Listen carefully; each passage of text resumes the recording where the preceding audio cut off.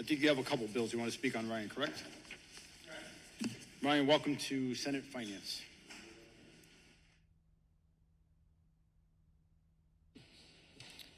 Son? You okay? You're good. Chairman DeBarro, welcome. Just want to thank you for the opportunity to talk today. I've testified last year, and I've written testimony when they did the pension reform. I've also attached some written testimony, but I want to just give it an abridged version here for you all. I am a educator in Narragansett, Rhode Island. I've been teaching for 28 years. I currently live in South Kingstown. I'm also the treasurer of the NEA Narragansett.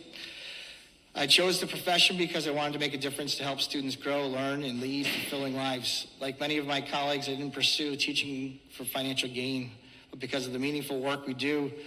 Still, we entered this career with understanding that after decades of service, we would have a pension system that ensured a secure, dignified retirement. When I began teaching in 1998, after graduating Providence College, the pension system was 80% funded. I understand the reforms of 2005 and 2011 were responses to real fiscal concerns. However, in my view, they were too severe, especially for those of us already in the system. And they've created significant long-term challenges for current educators, retirees, police officers, and fire as well. Under the current plan, my ERSI retirement age is 62. At that point, I will have over 38 years of service. Yet I will only receive a 40 to 43% pension at that point after 38 years of service. It's 10 years beyond what was at that time. In contrast, when you look at educators in Massachusetts that can retire at 60 with 80%, or even earlier if they would like to, or even Connecticut. So similar to what we heard today about state troopers and police and fire, we're dealing with a competition with teachers leaving to go work in other states, other neighbors. The disparity is demoralizing and discouraging for all Rhode Island teachers who have dedicated their career to public service. So in regards to the pension reform also brought some light to the hybrid model in 2011. I've lost a decade of investment growth. So I had 9.5 years in when that started, and in turn, there's some charts I put in my written testimony that shows that in 2015, teachers were the settlement allowed teachers to go back in and put 11% back into the defined benefit, and in turn, what you'll see is, everyone knows it's the investment. The longer the money's in, the bigger the pot's going to grow. In turn, I've lost 10 years, which is the disparities in the charts. If you could reference that, is just, I don't know, unbearable sometimes when you look at them. I have peers that teach that do not retire anymore. They resign.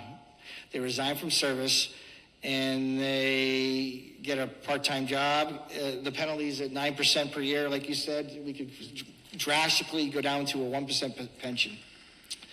I am for a rule of 90.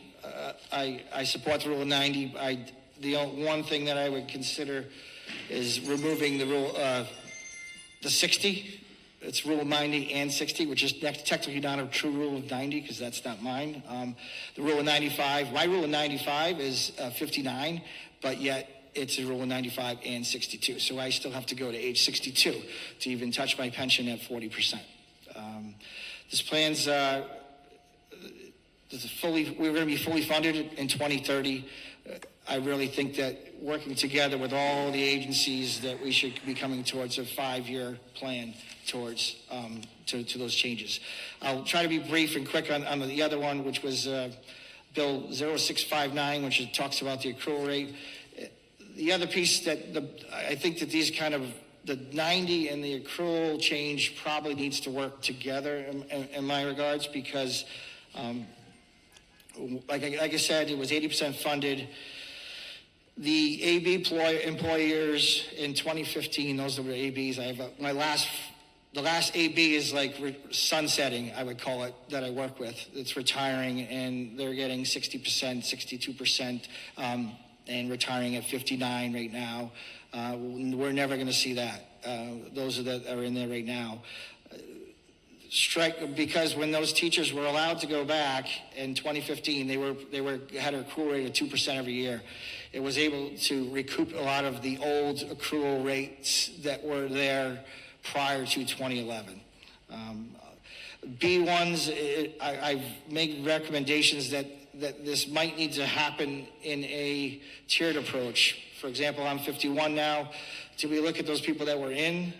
Because they're losing accruals every year. So every time we put this off, I've already lost 10 years of 10%, and if we put it off 5 more years, I'll be losing 15%. So eliminating the age of 62 on the requirement.